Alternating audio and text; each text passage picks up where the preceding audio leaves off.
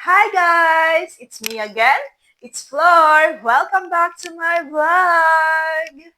So, ngayong araw na ito is hapon na nga and today is Monday. Pagkagaling ko ng school is gumayak na ako para sa ganun is maglinis agad. Isa na rin doon ang aking nilinisan itong loob ng CR kanina and naglinis na rin ako dito sa tiles kanina. Para sa ganun is malinis naman ang ating kapaligiran dito sa boarding house.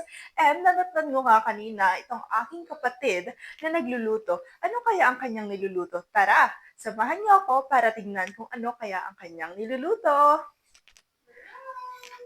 So, yun nga guys, nandito tayo ngayon sa kusina.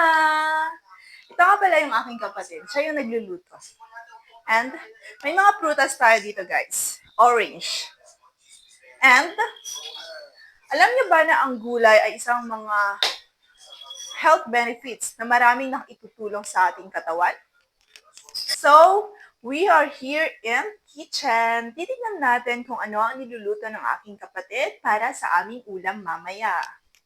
So, bubuksan natin ito kung ano ang kanyang niluluto. Wow! Napakasarap!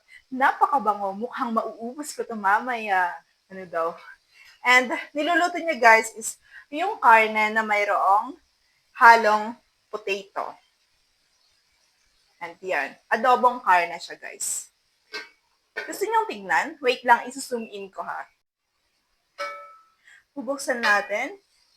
Wow! Napakasarap! Ito ang kanyang niluluto.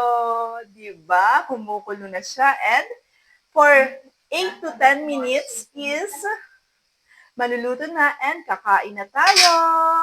Kainan na. And yun nga guys. Thanks for watching for my short vlog. Bye! See you on my next vlog!